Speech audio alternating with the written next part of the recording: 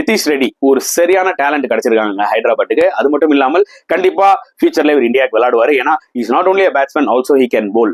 So ஒரு allrounder தான் India தேடிட்டு இருக்காங்க. ஐ திங்க் நிதிஷ் ரெட்டிக்கு நல்ல ஃபியூச்சர் இருக்கு, அது மட்டும் ஷுவர். பட் இந்த மேட்ச்ல அகேன்ஸ்ட் ராஜஸ்தான் ராயல்ஸ் ஒரு ஃபென்டாஸ்டிக் இன்னிங்ஸ் விளையாடினாருங்க. 76 of 42 balls, 8 6. அதாவது நல்லா ஞாபகம் வச்சுக்கோங்க, சன்ரைசர்ஸ் டாஸ் பண்ணி பேட்டிங் எடுத்தாங்க. ஆனா ஆஸ் யூசுவல் அவங்க எப்போ விளையாடுவாங்க பாத்தீங்களா, அந்த மாதிரி விளையாட முடியல. ஏன்னா அபிஷேக் சர்மா அவுட் ஆயிட்டாரு, அவங்களோட இம்பாக்ட் பிளேயர் அவுட் ஆயிட்டாரு. ஸோ ஒரு கிரிட்டிக்கல் சிச்சுவேஷன்ல தான் இருந்தாங்க. டிராவிஸ் ஹெட்டும் ஒரு ரெஸ்பான்சிபிள் 58 அடிச்சாரு. பட் நிதிஷ் ரெட்டி தான் அந்த ஒரு இம்பர்டன்ஸே கொடுத்தாரு. அவங்களுக்கு அஸ்வின் ஈஸியா 6 அடிச்சுட்டு இருந்தாரு ஏறி. எஸ்பெஷலி அவரோட கவர்ஸ்ல 2-3 6 அடிச்சாரு பாத்தீங்களா, செமையா இருந்ததுங்க பாக்கிறதுக்கே.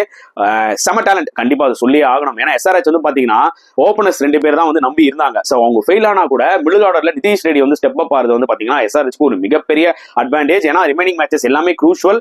ஸோ நிதிஷ் ரெட்டியோட இந்த கன்சிஸ்டன்ட் பெர்ஃபார்மன்ஸ் வந்து பார்க்கும்போது நிஜமாவே அவங்க ரொம்ப ஹாப்பியா இருப்பாங்க. இன்னுமே நிறைய எதிர்பார்ப்பாங்க அவர்கிட்ட இருந்து. ஸோ நிதிஷோட பெர்ஃபார்மன்ஸ் பத்தி நீங்க எப்படி ஃபீல் பண்றீங்கன்றத கமெண்ட் செக்ஷன்ல போடுங்க.